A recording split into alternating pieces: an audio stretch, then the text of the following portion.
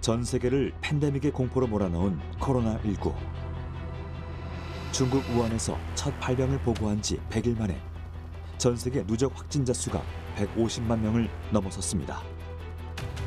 그 사이 코로나19로 인한 사망자 수 역시 약 9만 명에 달하는데요. 언제 끝날지 모르는 신종 바이러스와의 전쟁. 그런데 6년 주기설, 5년 주기설 여러 가지 얘기했습니다만 이러한 감염병 위기는 지금 이번의 사태뿐만 아니고 앞으로도 또 닥칠 것이고. 그러니까 앞으로 만약에 이런 환경 파괴나 이런 부분들이 해결이 되지 않는다면 이런 신종 감염병들은 갈수록 더 늘어날 거다. 코로나19는 시작일 뿐 더 강력한 신종 바이러스 감염병이 찾아올 수 있다는 경고가 이어지고 있는데요. 우리는 왜 지금 바이러스 폭풍의 시대를 맞이하게 된 걸까요?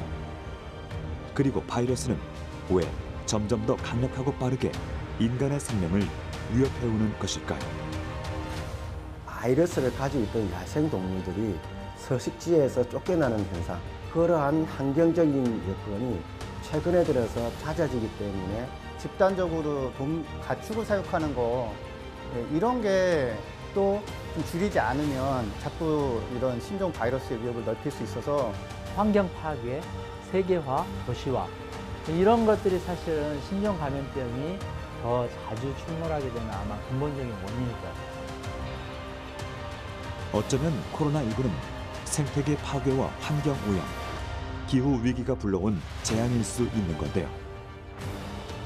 신종 감염병을 통해 그동안 우리가 잊고 있었던 지구의 경고를 다시 되짚어봅니다.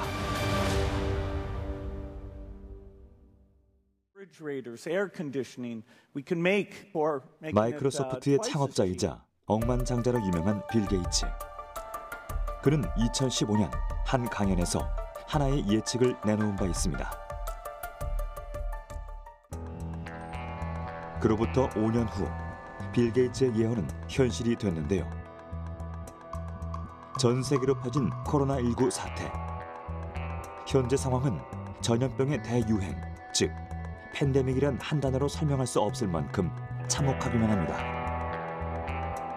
미국을 비롯한 전 세계 코로나19 확진자 수는 12일 기준 172만 명을 넘어섰고 사망자 숫자 역시 10만 명을 넘어 연일 최고치를 기록하고 있습니다.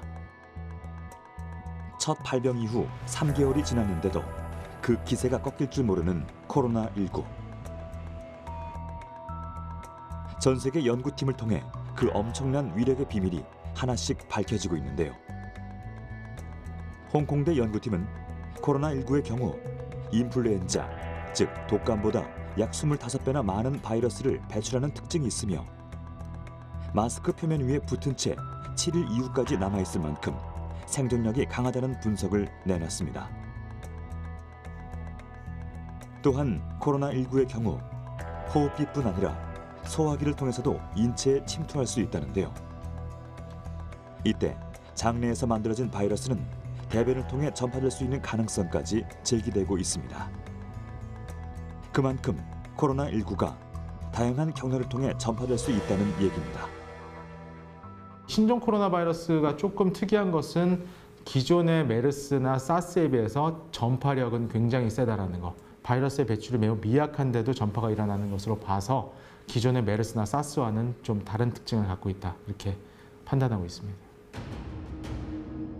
지구상에 출현했던 그 어떤 바이러스보다 강력한 전파력을 보이고 있는 코로나19.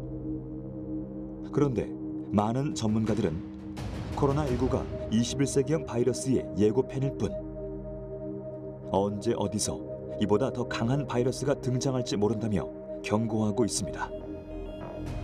실제로 20세기 이후 등장한 신종 감염병들의 발생 주기가 갈수록 짧아지는 경향을 보이고 있는데요. 2002년 사스부터 2009년 신종 플루가 발생하기까지는 7년이 걸렸지만 2015년 메르스까지는 6년, 2020년 코로나19까지는 5년이 걸렸죠. 전문가들은 이대로라면 앞으로 3년에서 5년 주기로 새로운 바이러스 감염병이 출몰할 수 있다는 예측까지 내놓고 있습니다. 이런 신종 감염병에 대한 공중보건 위기 상황은 이런 것이 예견되고 이렇게 올 거라는 얘기는 20년 전부터 공중보건학자들이 각국에서 세계적으로 경고하고 대책 마련에 필요하다는 얘기를 강조한 바가 있습니다. 그래서 뭐 6년 주기설, 뭐 5년 주기설 여러 가지 얘기가 있습니다만 그건 뭐 연도는 중요치 않고요. 그래서 이러한 그 감염병 위기는 지금 이번의 사태뿐만 아니고 앞으로도 또 닥칠 것이고 한마디로 바이러스 폭풍의 시대를 예고하고 있는데요. 우리가 이런 위협적인 상황을 마주하게 된 이유는 무엇일까요? 최근 대규모로 유행한 감염병들을 살펴보면 한 가지 공통점이 있습니다. 바로 사람에게 전염되는 동물의 감염병, 즉 인수공통 감염병이라는 건데요. 1918년에 처음 발생해 약 2년간 전 세계 5천만 명의 사망자를 낸 스페인 독감의 경우 야생 물새에 있던 바이러스가 중간 숙주의 가축을 거쳐 인간에게 옮겨진 것이었죠. 또한 2002년 유행했던 사스는 박쥐에서 사양 고양이로, 2012년의 메르스는 박쥐에서 낙타로, 2009년 신종플루는 돼지가 인간에게 바이러스를 옮긴 것으로 알려져 있습니다. 동물 몸에 있던 바이러스의 병원체가 자신의 숙주를 인간으로 바꾸는 데 성공할 때마다 새로운 질병이 등장한 것이죠. 이것이 원래 동물 사이에서 전파가 되다가 사람한테 적응이 되고 그 다음에 사람과 사람 사이에 전염이 일어나게 되면서 점점 적응을 하게 되는 이와 같은 새로운 변이주가 출발을 하게 되는 이런 상황이 될 수 있는 것이죠. 어떤 특정한 종에는 이제 반응하지 않고 해를 입히지 않고 또 어떤 특정한 종에는 해를 입힐 수가 있기 때문에 종 특이성이 있고요. 그래서 사람에서 동물로 혹은 동물에서 사람으로 넘어갈 때 변이가 너무 심하기 때문에 굉장히 예측하기가 어렵죠. 그래서 이제 인수공통 전염병이 통제하기가 어려운 거죠. WHO는 최근 20년간 사람에게 발생한 신종 감염병 중 60%가 인수공통 감염병이며 이 중 75%가 야생 동물로부터 유래된 것이라고 밝혔는데요. 문제는 사람들에게는 신종 감염병에 대한 면역력이 없기 때문에 자칫 목숨까지 잃을 수 있다는 사실입니다. 실제로 조류독감의 치사율은 무려 60%, 메르스는 30에서 40%, 에볼라 바이러스의 경우 최대 70%에 달한다고 하죠.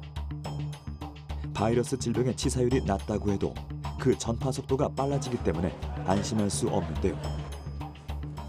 실제로 신종플루의 경우 약 10개월 만에 전 세계 인구의 3분의 1을 감염시킨 바 있습니다. 다시 말해 인수공통 감염병이 인간에게 옮겨질 때마다 더 강력한 병원성을 가진 바이러스로 진화할 수 있어 위협이 되고 있습니다. 그 새롭게 넘어간 그 동물종 입장에서 봤을 때 너무나 생소한 바이러스예요. 그러니까 그 새로운 그 바이러스에 대해서 상당히 강하게 면역 반응이 작동을 합니다. 그리고 바이러스도 영역을 확장시키는 과정이기 때문에 일단은 적응하기 전에 과도하게 증식하는 경향이 있습니다. 그래서 종에서 종으로 넘어가는 경우에는 이렇게 치사율은 상당히 증가하는 경향으로 옮아가고. 그런데 우리가 이런 인수공통 감염병을 두려워할 수밖에 없는 결정적인 이유는 따로 있습니다. 인수공통 감염병들은 돌연변이가 많은 RNA 유전체를 가지고 있는 데다 다른 동물들에 기생하다가 인간과 접촉할 경우 언제든 다시 출현할 가능성이 큽니다. 한마디로 백신 개발을 통한 완전 박멸이 불가능한 것이죠. DNA를 유전체로 가지고 있는 바이러스들은 상당히 복제가 안정적으로 일어나기 때문에 변이주가 만들어지기는 상당히 어려운 환경에 있는 반면에 RNA의 유전 정보를 집어넣게 되면은 이 RNA의 복제는 굉장히 틀릴 확률이 많이 있습니다. 그래서 복제를 할 때마다 굉장히 복제가 틀린 이런 바이러스가 만들어지기 때문에 변이주가 만들어지기 쉬운 상황이죠. 또 틀린 대로 만들어진 바이러스들 중에서 혹은 또 독성이 더 높아지는 이런 바이러스로 바이러스 입장에서는 진화를 하게 되는 것이고, 인수 공통 감염이라고 하는 그 카테고리 범위하고 사람과 사람까지 전파하는 범위하고는 전혀 다른 겁니다. 그러니까 사람과 사람까지 하는 거는 사람만 대상으로 하는 거고, 저거는 사람과 모든 척추동물이 다 대상으로 해야 되니까. 대상 바이러스나 대상 균이 소위 말하면 그 범위가 넓고 변종될 수 있는 가능성이 높은 거는 인수공통일 거고, 그렇죠? 사람과 사람끼리는 굉장히 좁잖아요. 그런데 개발하는데 이제 차이가 있고. 그런데 인간은 이미 오래 전부터 가축과 함께 생활해 왔는데요. 왜 최근 들어 인수공통 감염병이 더 자주 나타나고 있는 걸까요? 전문가들은 그 원인에 대해 두 가지 분석을 내놓고 있는데요. 첫 번째 이유가 환경 개발로 인한 야생 동물들의 서식지 파괴입니다. 인구가 늘어나고 인간의 이제 서식지가 확장되면서 야생동물의 서식지가 침범이 되는 상황이 벌어졌죠. 그래서 야생동물과 사람이 만나는 접점이 많아지게 된 거죠. 그 다음에 물류나 교통이 발달하고 사람 간의 교류가 많으면서 바이러스의 전파의 크기라든지 전파되는 속도가 과거에 비해서 훨씬 빨라졌다는 것이 가장 큰 위험이라고 이렇게 볼 수 있습니다. 소를 키우는 목초지를 만들기 위해서나 뭐 도시 개발을 위해서나 아니면은 사료용 곡물을 키우기 위해서 이렇게 숲을 밀어버리고 한 게 그 동물들과 인간의 접촉을 늘려서 바이러스가 이제 전파가 시작되는 것으로 파악되고 있고요. 2015년 전국을 휩쓴 메르스의 경우를 살펴볼까요? 메르스 바이러스는 박쥐에서 낙타, 그리고 사람에게 옮겨진 것으로 알려져 있는데요. 산림 파괴로 인해 서식지를 잃은 박쥐들이 마을로 넘어오면서 낙타와 마주치는 일이 잦아졌기 때문입니다. 실제로 산업화를 거치면서 벌목이나 채굴, 댐 등 각종 개발 사업이 진행돼 왔는데요. 이 과정에서 수많은 야생동물이 서식지를 잃게 됐고, 그로 인해 개체수가 급감하게 된 것이죠. 그 결과 야생동물에 기생하던 바이러스들 역시 새로운 숙주를 찾아야 했는데요. 전 세계 약 77억 명을 웃도는 인류가 바이러스들의 블루오션이 된 겁니다. 전문가들은 또한 사람들이 육식을 즐겨 먹는 식문화가 감염병 확산에 영향을 미친다고 말합니다. 아프리카의 경우에는 우리가 부시미트라고 합니다. 야생에서 동물을 직접 잡아서 그 동물을 바로 파는 거죠. 그러한 과정에서 직접적으로 그 사람하고 접촉할 수 있는 계기가 되잖아요. 이제 그러한 배경에 대해서 출현한 바이러스가 이제 그 사람의 그 면역결핍 증후군 HIV, 에이즈죠. 그러니까 그 사스 바이러스도 보면 2002년에 광동에 있는 재래시장에서 사양 고양이와 박쥐를 팔면서 이제 문제가 된 상황이고, 우리가 이제 이런 신종 바이러스가 출현하는 데 있어서 접촉의 기회를 줄이는 과정, 그게 필요한데 가장 중요한 부분이 인류의 식문화입니다. 그래서 이번 코로나19 사태의 진원지로 주목받은 중국 우한의 수산물 시장. 이곳에선 100여 종이 넘는 야생동물이 식용으로 판매돼 왔는데요. 이처럼 종을 가리지 않고 먹는 식문화 탓에 동물의 바이러스가 인간에게 옮겨진 것으로 추정되고 있습니다. 실제로 중국의 가오프 질병관리본부장은 이번 코로나19가 우한의 한 수산물 시장에서 팔린 박쥐로부터 확산된 것으로 보인다고 밝혔는데요. 코로나19의 중간 수주로 알려진 천산갑 역시 박쥐와 같은 수산물 시장에서 판매되고 있는 상황. 이것은 곧 박쥐와 천산갑이 시장에서 접촉하게 됐고, 그 과정에서 바이러스가 전파됐을 가능성이 높은 것으로 분석되고 있습니다. 거기에는 그 동물만 있는 게 아니고 다양한 종의 동물들이 같이 있어요. 그러면 거기에서 다양한 바이러스들이 서로 뒤섞임이 발생할 수가 있습니다. 그러한 뒤섞임을 통해서 사람한테 감염이 가능한 형태로 바뀔 경우에 그게 이제 문제가 될 수 있는 거죠. 그래서 이번에 코로나19 바이러스도 아마도 그러한 과정을 통해서 넘어왔을 것이다라고 우리가 추정하고 있는 겁니다. 이뿐 아니라 사람들이 육식을 즐기면서 생겨나게 된 공장식 축사도 바이러스 전파의 온상으로 지목되고 있는데요. 수많은 가축을 밀집된 공간에 가둬놓고 키우는 시스템이 바이러스 확산에 취약하기 때문입니다. 공장식 축사는 의해서 가축의 사육도 수가 급격하게 올라가죠. 그래서 이제 동물들은 스트레스를 많이 받게 되고요. 그다음에 환경 오염도 한 군데에 집중될 수밖에 없는 그런 축산업의 형태라고 볼 수 있습니다. 그리고 이제 개체 수가 단위 면적당 높기 때문에 바이러스에 노출됐을 때 감염되는 정도도 많을 수밖에 없는 것이죠. 새로운 바이러스가 직접은 사람한테 넘어오는 경우는 매우 드물고 대부분이 이제 사람하고 직접적으로 접촉을 많이 하는 동물, 특히 이제 돼지의 경우에는 그 조류 인플루엔자가 돼지를 거쳐서 거기에 믹스기 동물이라 그럽니다. 그래서 거기서 다양한 인플루엔자 바이러스끼리 이렇게 재조합이 일어나면서 사람한테 이게 전염이 가능한 구조로 바뀔 경우에 이게 이제 신종, 변종 바이러스로 이렇게 출현할 수 있는 거죠. 지금도 기승을 부리고 있는 아프리카 돼지 열병이나 조류독감 역시 마찬가지. 야생 동물이 사람들과 접촉이 많은 가축과 접촉하면서 생겨난 질병인데요. 조류독감의 경우 사람에게 전파될 수 있어 그 위험성이 우려되고 있습니다. 야생 멧돼지나 조류는 야생 조류는 우리가 백신을 한다는 이렇게 통제하기가 굉장히 어려운 상태에서 바이러스가 유입되기 때문에 이것이 이제 가장 큰 문제다 이렇게 볼 수 있는 거죠. 그리고 아프리카 돼지 열병은 발병한 지 한 90년 정도 됐어요. 근데 보고에 의하면 이제 인체 감염 사례는 없습니다. 이에 반해서 조류독감은 이제 크게 A형, B형, C형 세 가지가 있거든요. 그중에 A형이 사람 인체 감염을 일으키는 것으로 알려져 있습니다. 근데 우리나라는 감염 사례가 없고요. 베트남이나 중국 같은 경우에는 감염 사례도 많고요. 사망자 사례도 꽤 있는 걸로 알려져 있습니다. 조류독감 바이러스인 경우에 있어서는 사람에게까지 전파는 되지만 사람과 사람 사이에 있어서 전파는 아직은 많이 발견되지 않기 때문에 만약에 이와 같은 치사율이 높은 바이러스가 사람과 사람 사이에 전파가 일어난다면 지금 코로나19보다도 더 무서운 바이러스로 변이주가 만들어질 이런 가능성은 충분히 높다고 볼 수 있겠습니다. 이런 우려 때문에 아프리카 돼지 열병이나 조류독감이 발생할 경우 가축들을 살처분하는 방식으로 대응해왔는데요. 백신이 없는 상태에서 바이러스를 박멸할 수 있는 유일한 방법이기 때문입니다. 바이러스를 통제하는 방법은 간단합니다.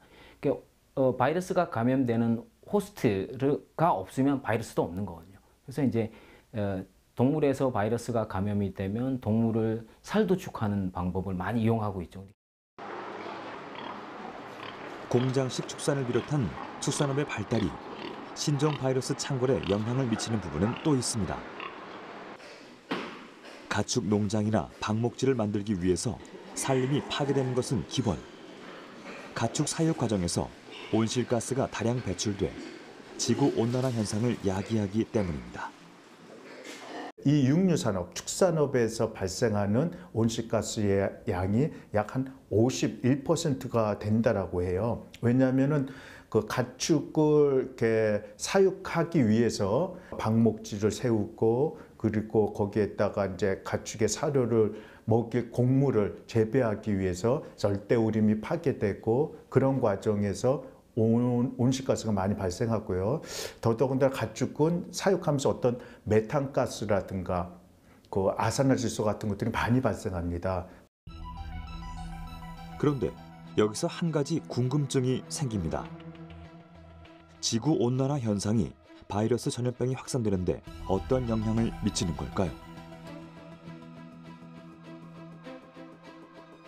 2018년 10월 기후변화에 관한 정부 간 협의체인 IPCC는 온난화로 인한 최악의 상황을 막기 위해 지구 기온을 산업화 이전보다 1.5도 이내 상승으로 제한해야 한다고 권고한 바 있죠.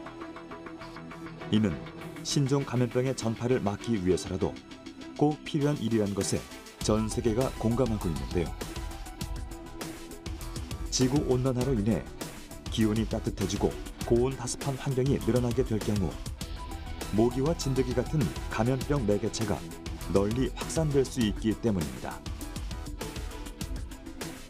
실제로 댕기열이나 지카 바이러스 등은 열대 지방에만 있던 바이러스지만 현재 모기로 인해 독일 같은 추운 지역까지 확산됐다고 하죠.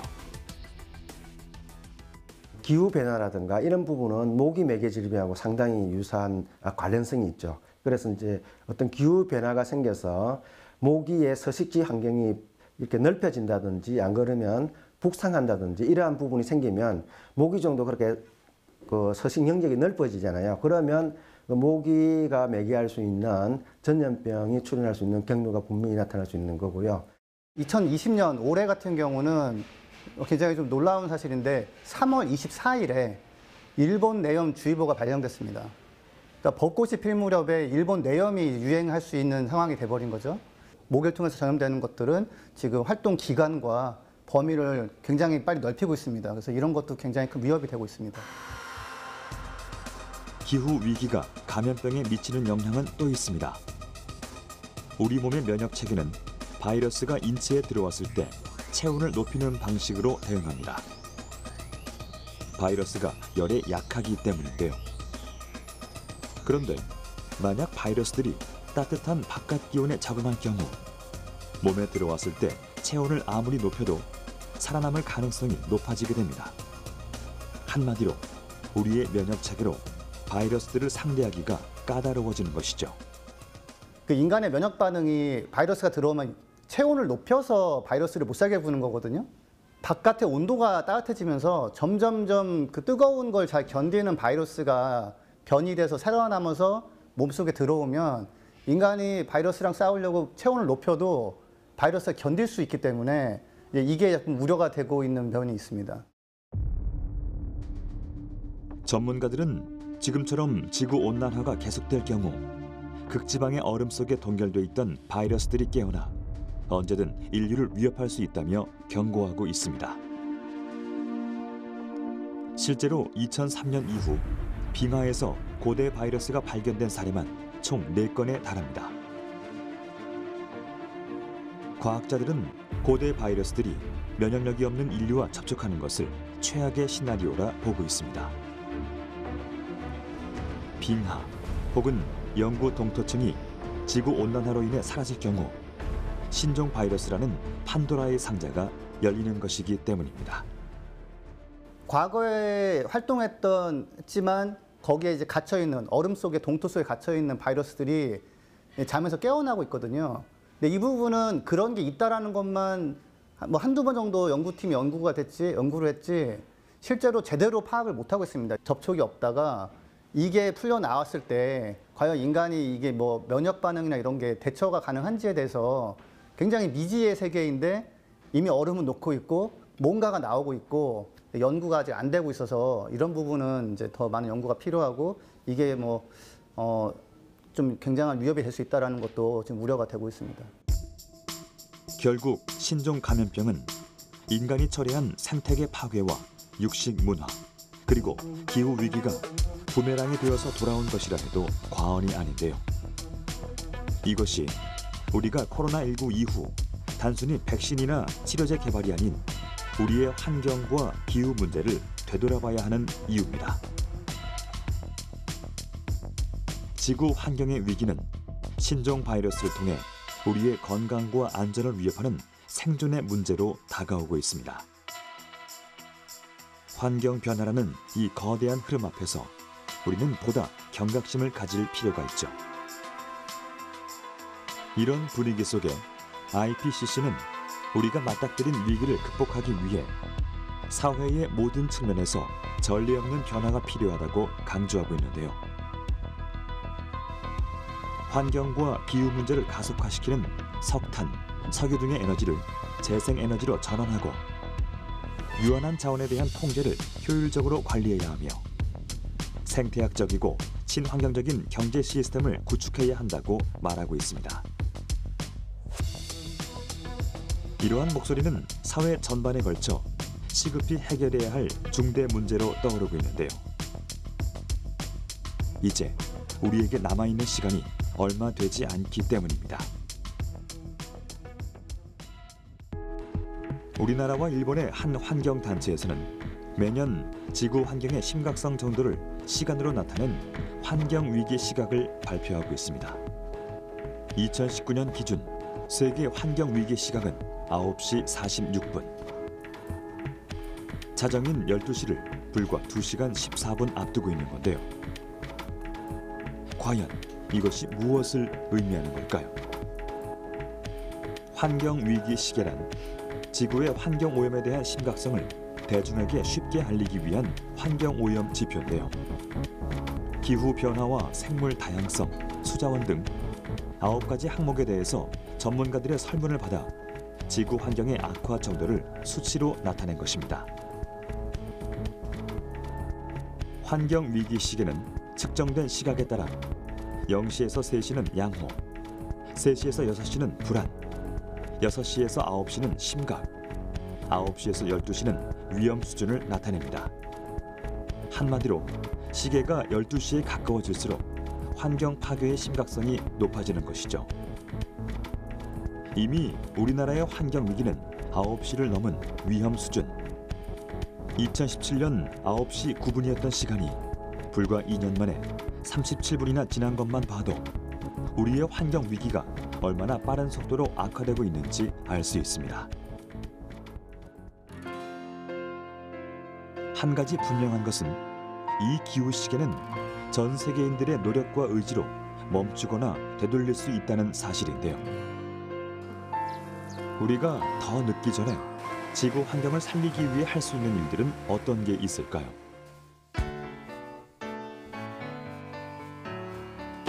최근 주목받고 있는 캠페인이 있습니다. 바로 제로 웨이스트인데요. 말 그대로 쓰레기가 없는 삶을 만들기 위한 환경 활동을 말합니다. 이곳이 제로 웨이스트를 실천할 수 있는 매장. 일반 마켓과 다르지 않아 보이지만 이곳의 특별한 점은 모든 제품이 포장되지 않은 채로 진열돼 있다는 점입니다. 정확히 내용물만 살 수 있는 마켓이죠. 삶에서 이제 발생되는 쓰레기들이 워낙에 많다 보니까 그런 쓰레기에 대한 사회적 문제 이런 것들을 집중하기 시작하고 내가 삶을 영위해 나가는 가운데에서 쓰레기를 어떻게 줄일 수 있을까? 구매를 할 때는 어떻게 하면 쓰레기 없이 구매할 수 있을까? 그런 소비자들의 운동적인 행동에 조금 호응하고자 이런 매장이 좀 생겨났고요. 그래서 뭔가를 구매하고 싶으시다 하신다면은 장바구니라던가 이제 보관 용기 이런 것들을 고객분들이 직접 챙겨 오셔서 딱 내용물만 저울에 달아서 구매를 할 수 있는 그런 환경이 갖춰져 있는 곳입니다. 이곳에 진열된 제품 또한 쓰레기를 줄일 수 있는 것들로만 엄선됩니다. 식자재부터 일상생활용품까지 물건을 생산하는 과정부터 유통, 사용하고 폐기하는 모든 과정에서 나오는 쓰레기를 모두 자연 분해되는 친환경 제품을 쓰는 겁니다. 일반 마켓의 경우는 물건을 포장해 팔기 때문에 비닐랩이나 플라스틱과 같은 폐기물이 필요 이상 나오기 마련인데요. 이곳에선 유기농 면을 재사용한 자연 분해 바구니, 스테인리스 용기 또는 밀랍랩을 활용해 물건을 담거나 포장합니다. 한 번 쓰고 버리는 일회용 봉투를 전혀 사용하지 않는 것이죠.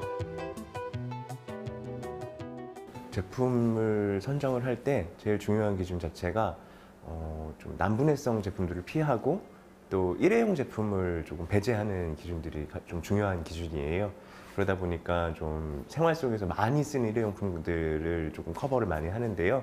좀 대표적인 제품이 제품 이제 밀랍랩이거든요. 이거는 이제 일회용 비닐랩 많이 사용하시잖아요. 사실 좀 워낙에 편하다 보니까 좀 포기하기가 많이 쉽지 않은데 이거는 이제 그런 물성이 좀 잘 붙는 이렇게 광목천에다가 이렇게 밀랍을 코팅을 한 제품이다 보니까 이렇게 잘 붙어요. 이렇게 미온의 열로도. 그렇기 때문에 일회용 랩을 대신해서 뭐 물건을 바로 이제 랩핑한다던가. 쓰레기 없이 물건을 구입할 수 있는 마켓. 일회용 제품이 아예 없는 매장이다 보니 반드시 필요한 건 장바구니입니다. 바구니 안에 필요한 물건을 담아 구매하면 끝인데요. 만약 용기에 담아야 하는 식료품의 경우 계산법이 조금 특이합니다. 먼저 직접 준비한 빈 용기에 무게를 잰 후 필요한 식료품을 원하는 만큼 담는 방식인데요. 이제 식료품의 종류를 선택한 후 내용물의 무게만큼 용량을 확인한 다음 계산하면 됩니다. 저울을 사용할 때 역시 폐기물이 될 수 있는 라벨지는 따로 사용하지 않는데요. 대신 제품을 사진으로 기록하고 리스트로 사용하는 방식입니다. 영수증 역시 고객이 별도로 요청하지 않는 한 발급하지 않죠. 이런 과정을 통해 단 하나의 쓰레기도 발생하지 않는 제로 웨이스트 쇼핑이 가능해지는 겁니다. 사실 간편하게 포장되어 있는 제품을 사는 것이 쉽고 편리할 수 있죠. 하지만 조금의 불편을 감수하더라도 쓰레기를 줄여나가는 노력을 해나간다면 분명 지구의 오염도 줄여나갈 수 있을 겁니다. 처음엔 되게 안 해봤던 행동이기 때문에 생소하지만 금방 익숙해진다는 얘기를 많이 하세요. 그러니까 이런 것들이 불편한 거는 맞지만 충분히 금방 익숙해질 수 있는 불편이라는 것들을 좀 생각해 주시고, 금방 익숙해질 수 있는 작은 불편을 감수함으로써 우리가 조금 지킬 수 있는 것들은 굉장히 스펙트럼이 넓거든요. 그런 것들을 생각해 주신다면 충분히 이런 소비를 쉽게 적용해 보실 수 있는 동기가 되지 않을까 그렇게 생각하고 있습니다. 네. 원하시는 만큼. 최근에는 기업들도 플라스틱을 사용하지 않거나 매장 내 일회용 컵 사용 불가, 종이 빨대 사용 등 소비자들이 자발적으로 참여할 수 있는 환경 캠페인을 확대하는 추세인데요. 이러한 캠페인에 적극적으로 참여하기 위해 매장을 찾는 소비자들 또한 늘고 있습니다. 평소에 사소한 행동 하나를 바꾸는 것만으로도 지구 환경의 오염을 줄일 수 있다는 사실에 사람들의 관심이 이어지고 있는 것이죠. 작은 불편을 감수함으로써 보다 깨끗한 일상을 누릴 수 있는 것, 이것이 제로 웨이스트의 참된 의미일 겁니다. 우리가 이제 소비하는 그 행동 가운데서 쏟아져 나오는 그 쓰레기들이 정말 많구나. 예. 이런 부분들을 먼저 해결을 해나가기 위해서는 소비 문화에 대해서 조금 많이 알아야 되고, 소비 문화가 많이 회복돼야겠구나라는 생각이 좀 있었고요. 이제 그런 저희의 조금 기준을 가지고 좀 다양하게 아예 원천적으로 쓰레기를 나오지 않게 하는 문화들, 그런 환경들을 많이 만들어 나가고 있습니다. 네. 우리의 일상생활에서 나오는 무분별한 폐기물은 생태계 파괴와 지구 온난화, 기후 위기를 부추기는 주범입니다. 결국 지구의 생명을 병들게 하는 또 다른 의미의 바이러스인 셈이죠.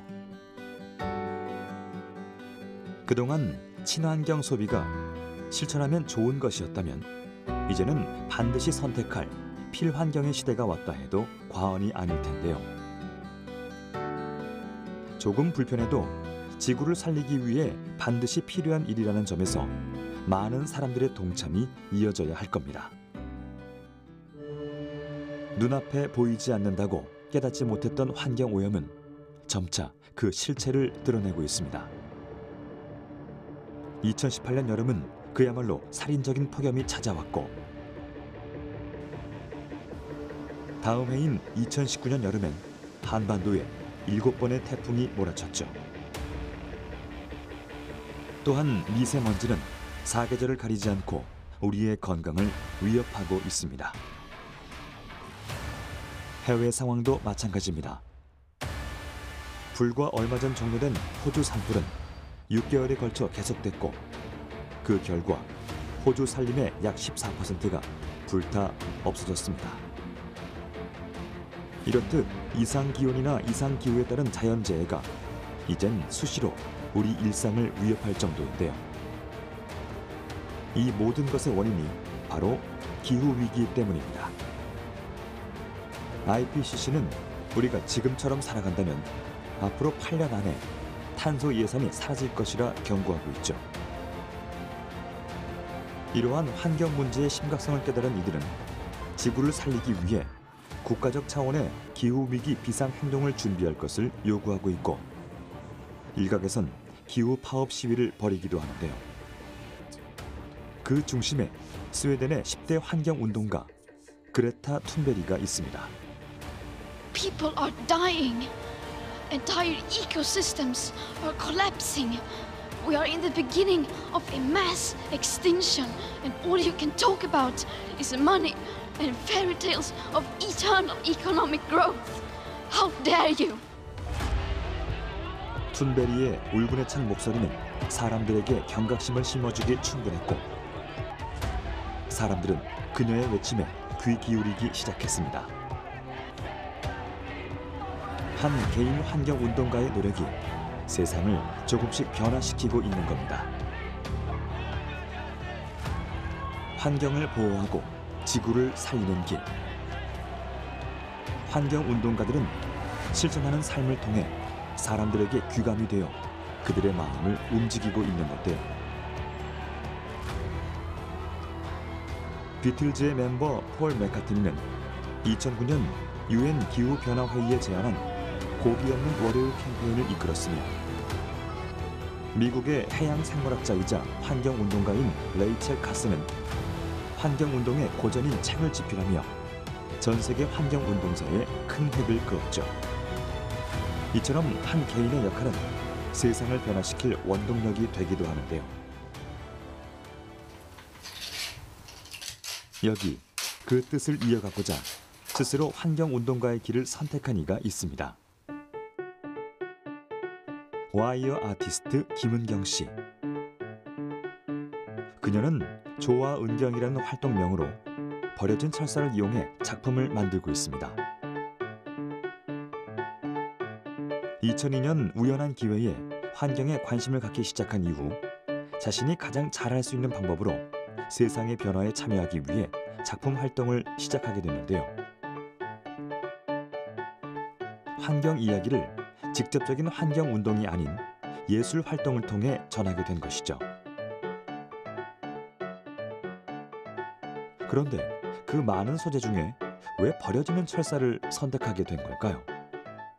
주변에서 버려지는 철사가 굉장히 많이 나오고 있어서 꼭 사지 않아도 주변의 것을 이용하면 되겠다 생각해서 그 버려지는 철사를 계속 이용을 하고 있고요. 보통 이제 제가 버려지는 걸로 한다고 하면 되게 똑똑하다고 이제 재료값이 안 드니까 이제 그런 얘기 하시는데 이제 저는 좀 슬픈 생각이 좀 들어요. 그러니까 버려지는 게 없어서 제가 이제 재료를 못 구해서 이렇게 발을 동동 구르는 이제 그랬으면 좋겠거든요. 그래서 이제 사러 간다거나 아니면은 뭐 다른 재료로 바꾼다던가 그랬으면 좋겠는데 아직까지도 이제 한 번 쓰고 쉽게 버려지는 철사들이 너무 많이 나오고 있어서 재료를 구하는데 어려움이 없는 게 저한테 좀 슬픈 일입니다. 한때 자신의 스승과 에코 달력을 제작했던 은경 씨. 이 달력이 버려지는 과정에서 꽤 많은 양의 스프링 철사가 배출됐고 이를 이용한 자신만의 작품을 고안하게 된 건데요.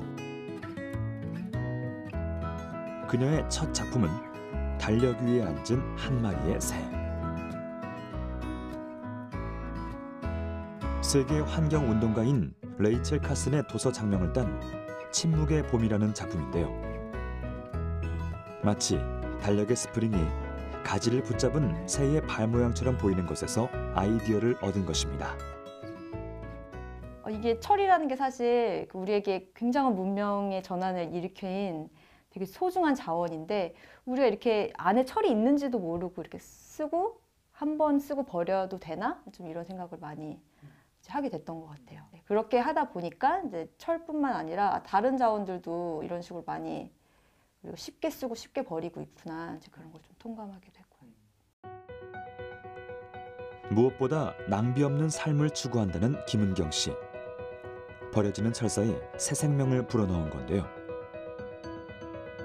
아주 작은 발상의 전환으로 자원의 재활용이라는 의미를 작품에 담아낸 것이죠.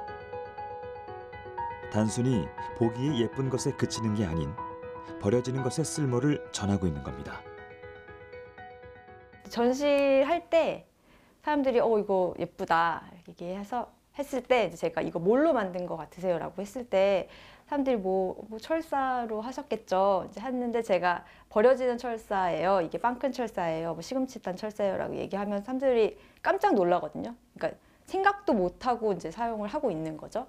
그래서 그런 그냥 인식의 계기를 주는 것만으로도 저는 만족을 하고 그 이후에 이제 그분들이 아 정말 내가 많이 쓰고 있구나라는 거를 생각하게 되고 줄일 수 있으면 저한테는 정말 감사한 일인 거죠. 네. 환경은 나 스스로이다. 그녀가 사람들에게 전하고자 하는 메시지는 단순히 지구를 보호하자는 통상적인 개념만이 아닙니다. 나의 일상을 깨끗하게 만들자는 실천적이고 환경 사고적인 계기를 만들어주는 건데요. 사람들이 철사로 만든 작품들을 보면서 이 철사가 어디서 왔다 어디로 가는지, 내가 버리는 철사의 양은 얼마나 되는지, 어떻게 하면 낭비가 없을지 떠올리길 바라는 것이죠. 그리고 그 사고의 끝에 사람들의 변화가 시작되길 바라는 겁니다. 알면서도 그렇게 행동하지 않는다. 그런 얘기 많이 하잖아요. 알면서 모른 척한다. 이렇게 얘기를 많이 하는데 저는 정말 알면 달라질 거라고 생각을 하거든요. 그러니까 예를 들어 저 같은 경우에도 항상 그 쓰레기 이슈에 관심이 있었고 이제 제 주변에 기후위기 하시는 작가분들도 많이 계셔서 이제 그거를 항상 염두에 두고 있다고 생각을 했는데 그냥 그 정도 상식 수준에서 그냥 어떤 도덕적 규범 수준에서 행동을 했던 것 같아요. 근데 실제 은경 씨는 일상 속에서 환경을 지켜나가려는 노력을 꾸준히 실천하고 있습니다. 집안에서 흔히 쓰는 화장지 대신 직접 빨아 쓰는 손수건을 사용하는 등 생활 속 소소한 일부터 조금씩 습관을 바꿔나가고 있죠. 또한 형편없는 살림꾼 프로젝트의 일환으로 일회용품 없이 여행하는 모습을 기록하기도 했는데요. 2018년 다녀온 태국 여행에선 텀블러, 도시락통, 장바구니 등 최소한의 용품만 사용하는 것에 도전했습니다. 내가 만든 쓰레기가 지구 어딘가에 버려져 있을 거라는 깨달음. 우리 모두 형편없는 살림꾼이라는 인식을 주기 위한 환경 활동인 것이죠. 쓰레기를 최대한 안 만드는 여행을 해야겠다라고 결심을 하고 이제 저도 이제 서치를 해봤죠. 다른 사람들이 어떻게 하고 있나? 그랬는데 굉장히 완벽하게 하는 거예요. 그러니까 뭐 정말 스테인리스 유리병, 그러니까 플라스틱을 전혀 가져가지 않고 이제 그런 모습을 보면서 저도 이렇게 나는 짐도 작고 한데 이렇게 못할 것 같아. 이제 이런 생각이 드는 순간에 이걸 정말 솔직하게 정말 간편하게 쉽게 하는 모습을 보여주는 것도 의미가 있겠다. 내가 실패를 했을 때도 이런 시행착오를 겪는 것 자체를 보여주는 게 의미가 있겠다. 이제 이런 생각을 해가지고 여행을 가서 이제 겪었던 일들을 이제 사람들한테 공개를 한 거죠. 비록 실패하더라도 결국 조금은 지키지 못하게 되더라도 이런 시행착오를 통해 환경운동가로서 실천하는 삶을 보여주고 싶었다는 김은경 씨. 처음부터 예술을 배우거나 전공한 것은 아니었지만 자신이 하는 일의 가치를 알고 있기 때문에 활동을 그만둘 수 없다고 말합니다. 아주 작은 변화일 뿐이라도 환경운동가로서, 환경 아티스트로서 그녀의 작품과 활동을 이해하고 공감한다면 우리가 환경을 생각하고 직접 행동하는데 분명 큰 보탬이 되어줄 겁니다. 그레타 툰베리가 그 한 말을 제가 뒤에 옮겨 적기도 했는데 그 변화를 만드는 데는 한 사람도 결국 적지 않다. 그 얘기를 하잖아요. 그러니까 거대 문제이긴 하지만 우리 하나하나가 바뀌어야지 이제 그 대응을 나갈 수 있다고 저 정말 그렇게 생각을 하거든요. 어떤 실천을 남들이 해서 한다기보다는 정말 내가 주변을 잘 관찰을 하고 나를 관찰하고 주변을 잘 관찰해서 그 문제의식을 정말 이렇게 파도에 덮치듯이 느낀 후에 실천은 당연히 따라올 거라고 생각을 해서 어떤 관심 가는 분야가 생기시면 검색해보시고 알아보고 그런 순간들이 필요하지 않나 생각합니다.